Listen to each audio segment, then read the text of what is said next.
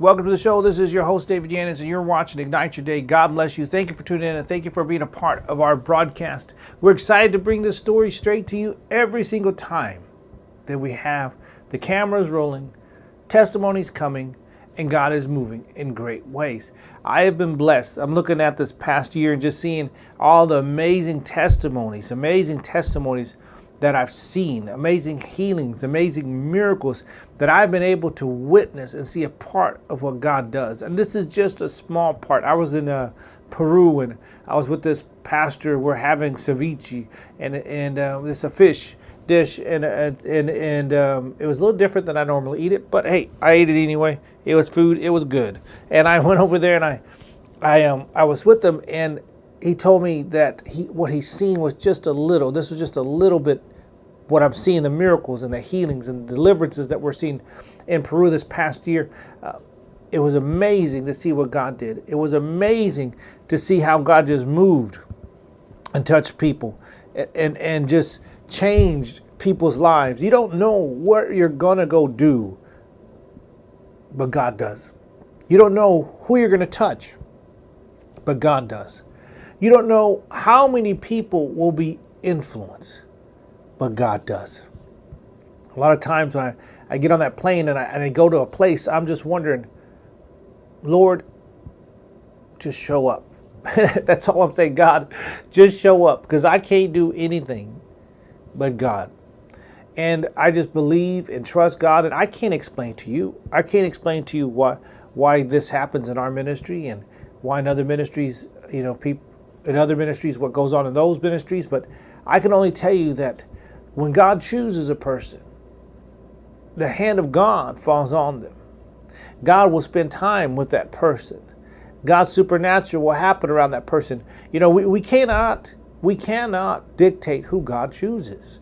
And I'm not saying I'm all this, because there's many out there that are chosen, that God has chosen as well, that God has done wondrous things, and that God moves in them as well. But let's just take a minute to think about that. If you think about it, when God chose Saul in the Bible because Israel wanted a king,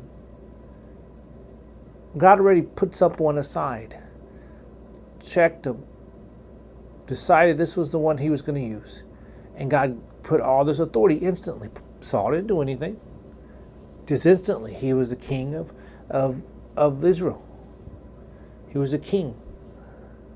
And God chose him. But then later on, God chose David. Now, when God chose David, get this, he went through all the strong men like Saul was. He went through all the brothers. There were all different aspects of them that could have easily served the kingdom. But he chose David because of his heart. He chose David because David was in love with God. David was, in no question, David was in love with God, how he loved God. I looked at those scriptures of how were talked about last week about God's presence. And I had to step back and think, you know what? Out of all the people in the Bible, someone that understood God like I understand God, that I could relate to, was King David. King David knew God. In the scriptures, it tells you that King David said, I killed the lion, he was with me. I even killed a bear, he was with me. And I'll kill this Philistine because he's with me. But let's back it up. Let's look all the way back to where King David said, I killed the lion and I killed the bear.